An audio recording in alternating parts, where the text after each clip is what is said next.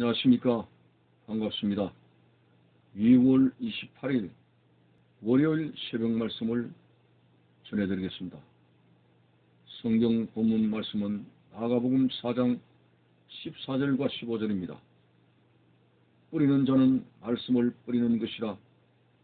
말씀이 길가에 뿌려졌다는 것은 이들을 가리킴이니 그 말씀을 들었을 때에 사단이 적시 와서 그들에게 뿌려진 말씀을 빼앗는 것이요. 아멘. 예수님께서는 씨를 뿌리는 비유를 하셨습니다. 씨를 뿌리는 자가 씨를 뿌렸는데 먼저는 길가에 씨가 뿌려졌고, 두 번째는 돌짝밭에 씨가 뿌려졌고, 세 번째는 가시떨기 밭에 씨가 떨어졌고, 네 번째는 좋은 땅 옥토에 씨가 뿌려졌습니다. 여기서 씨는 하나님의 말씀을 말합니다. 그리고 여기서 네 가지 유형의 밭은 말씀을 받는 사람들의 마음의 유형, 마음밭을 이야기하고 있는 것입니다. 오늘 이 네 가지 마음밭에서 먼저 길가와 같은 마음밭에 대해서 생각을 하고자 합니다. 길가라고 하는 것은 사람이 다니지 않는 한적한 곳, 사람들이 관심을 두지 않는 그런 곳이라고 말을 할 수가 있죠. 그래서 씨가 그곳에 떨어졌지만은 사람들이 그 길가에 떨어진 씨를 이제 관심을 가져서 깊은 흙 속으로 심고 그런 노력이 없는 그런 곳을 말합니다. 사람의 관심하고는 다른 그 길가. 그래서 씨가 뿌려졌습니다마는 많은 시일 동안, 몇날 며칠 동안 그 씨는 한적한 길가에서 뒹굴고 있습니다. 그때 새들이 날아와서 뒹굴고 있는 씨를 다 쪼아 먹어버렸습니다. 여기서 이 새는 예수님께서 해석하시기를 사탄이라고 했습니다. 말씀이 길가에 떨어졌다. 말씀이 길가와 같은 마음밭에 떨어졌을 때에 사단이 와서 즉시 그 말씀들을 먹어치워버렸다. 이런 뜻입니다. 그렇다면 길가와 같은 마음밭은 구체적으로 말씀을 들으면 하나님의 말씀에 씨가 떨어졌는데도 그 말씀에 깊은 관심을 가지고 있지 않다는 것입니다. 오늘날도 교회 예배의 핵심은 하나님의 말씀의 순포의 시간인데, 말씀을 받는 사람들의 마음들이 여러 가지 모양으로 나타나는 것이죠. 예수님께서 하신 네 가지 종류의 마음밭의 유형에 다 들어가게 됩니다. 길가라고 하는 것은 말씀의 씨가 떨어졌는데도 불구하고 그 말씀에 관심을 가지고 있지 않는 성도들의 마음밭을 말합니다. 좀 더 세부적으로 이야기하자면 말씀이 선포되는 예배의 시간에 딴 생각을 할 수가 있고 그 말씀에 대해서 관심이 없습니다. 그리고 그 말씀의 본질적인 의미에 대해서 별로 생각을 깊이 하지 않습니다. 자기 자신의 삶에 관해서 아전인수격으로 육신의 삶에 맞춰서 그것을 전무하는 경우도 있습니다. 이런 경우에는 이 하나님의 말씀이 우리의 가슴에 들어오지 않기 때문에 소위 하는 말로 씨가 먹히지 않는다. 이런 사람의 마음밭에서는 말씀의 씨가 밖으로 뒹굴고 있습니다. 목회자들이 하나님의 말씀을 증거할 때 그 성도들의 마음밭에 씨가 툭툭 튕겨 나옵니다.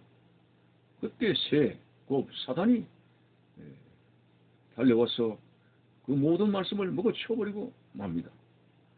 자, 이런 경우에는 길가와 같은 마음밭의 사람들은 맨날 며칠 신앙생활 열심히 한다고 해도, 교회를 나온다고 해도 마음은 텅 비었습니다. 왜냐하면 말씀을 다 사단이 다 먹어치우기 때문에 내 영혼에 기름진 양식으로 스며들어지를 않습니다. 그래서 신앙이 자라지 않습니다. 믿음이 자라지 않고 영이 상당히 공고한 상태에 머물고 있습니다. 예수님께서 무화과 나무의 열매를 얻으려고 하실 때 어느 날 그 무화과 나무에는 열매가 없었습니다. 잎만 무성했죠.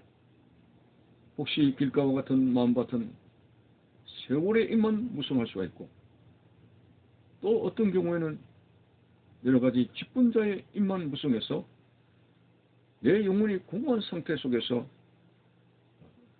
진정으로 신앙의 결실을 얻지 못하고 천국으로 갈 수 있는 본질적인 신앙과는 전혀 관계가 없는 그런 삶을 살아간다고 하는 사실입니다. 구경꾼 신자가 되는 것이죠. 오늘 교회당에 왔다 갔다 하는 신자가 될 수 있다는 것입니다. 여러분, 예수님께서 사탄으로부터 시험을 당할 때 첫 번째 시험이 뭐겠습니까? 40일을 굶주린 예수님에게 돌멩이를 떡으로 만들어서 먹으라고 했습니다. 가능한 일이죠. 예수님은 하나님이시기 때문에 말씀 한마디면 돌멩이가 떡이 됩니다. 자, 이 사단이 굶주린 예수님에게 다가와서 물질이 전부인 것 양 굶주린 예수님을 유혹하는 것입니다. 그때 예수님은 단호하게 이렇게 말씀했습니다. 사람이 떡으로만 살 것이 아니요 하나님의 입에서 나오는 모든 말씀으로 살 것이라고 했습니다. 그렇습니다. 오늘 우리 육신은 두 끼, 세 끼의 밥을 먹으면은 육신이 힘을 얻을 수가 있습니다만은, 그러나 하나님의 말씀을 취하지 않는다면 영적으로 죽은 것입니다. 우리가 생명의 본질은 영이라고 하는 사실을 생각할 때에 말씀을 먹지 못했을 때에 하나님에 대해서 무지한 그 영은 영 자체가 죽었기 때문에 육신으로 아무리 고급스러운 음식을 먹어도 육신적으로는 대단한 활력을 해도 영이 죽으면 그 사람은 죽었다고 성경은 말씀하고 있는 것입니다. 영이 살아야 전부 사는 것입니다. 오늘 이 영이 취할 수 있는 것은 바로 하나님의 말씀입니다.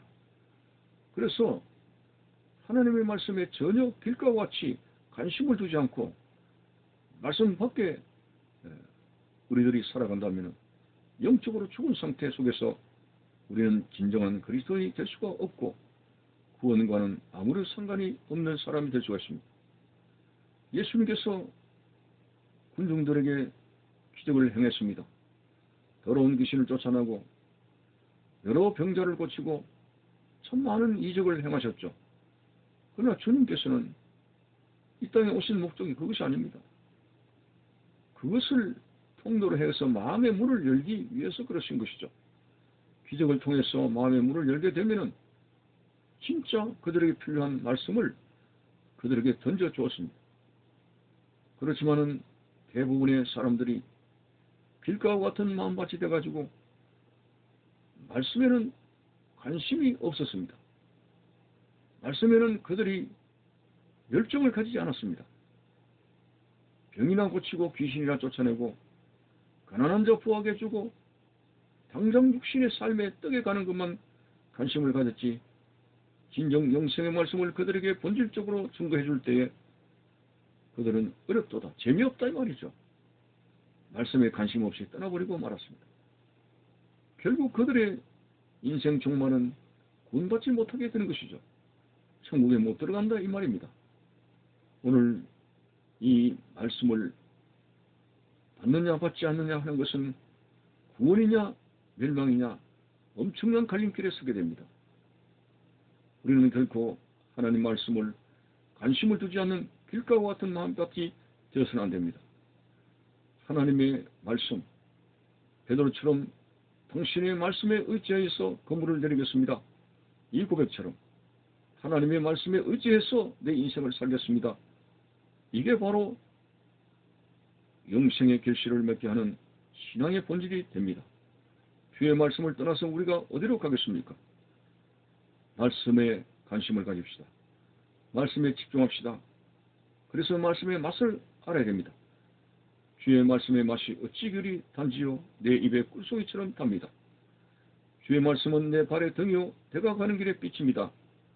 하는 시인의 고백처럼 여러분들이 진정 하나님의 말씀을 폐지하고 말씀을 떠난 한적한 길가에 머무는 그런 어리석은 자가 되지 말고 말씀 속으로 깊이 들어와서 영생의 본질을 깨달을 수 있는 하나님을 알 수 있는 하나님께로 더 가까이 갈 수 있는 복된 믿음의 사람이 되시기를 바라는 것입니다. 감사합니다.